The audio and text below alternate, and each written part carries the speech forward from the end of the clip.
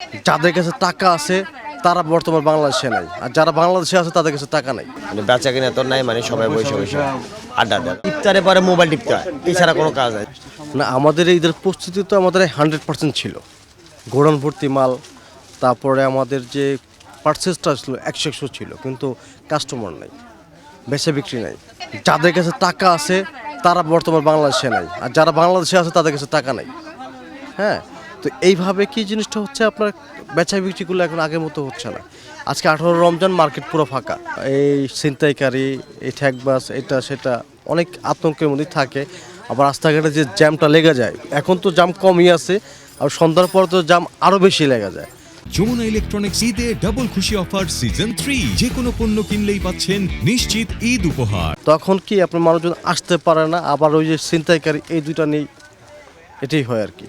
অনেকে আপনার ভয় আসতে চায় না। বেচে কিনা বেশি ভালো না। গত বছর ছিল ভালো, এই বছরটা মানে খুবই খারাপ। এই দেখেন এখনও কোনো কাস্টমার নাই, মার্কেটে ফাঁকা। মানে আর কয়দিন পরে তো আরও ফাঁকা হয়ে যাবে, সব দেশে দেশে চলে যাবে। বেচে কিনা আগের মতো নাই। সিজন ছাড়া তো আপনি আনসিজনে ভালো হয়, কিন্তু সিজন যে আমরা একটা আশা করি যে একটু সেলটা ডাবল। ইফতারে পরে মোবাইল টিপতে হয়, এছাড়া কোনো কাজ নাই। যেমন এখনকার মার্কেটে 240 দোকান আছে টোটাল, উপরে নিচে। আমি কয়টা দোকানে কাস্টমার, সর্বোচ্চ আমরা 5টা দোকানে, আর বেশিরভাগ দোকানদার বসে আছে।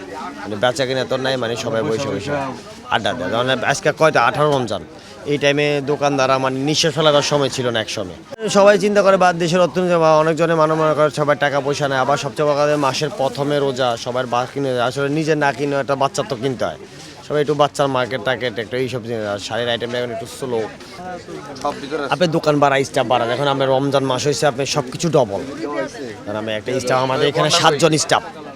ধরেন আমি যদি 1 লাখ টাকা সেল বেতন দিতে হবে, এটার আবার বোনাস আছে, আবার ইফতারের খরচ আছে। মানে এই হিসাবে আমি লস বলতে 100% লস। এটা মানে কেউ বলতে পারে যে বন্ধ মাসে মানে লাভ করে যায়। আর লাভ হতো যদি কাস্টমার আপনি কন্টিনিউ থাকতো, তাহলে আপনি লাভটা, মানে এত প্রবলেমটা হতো না।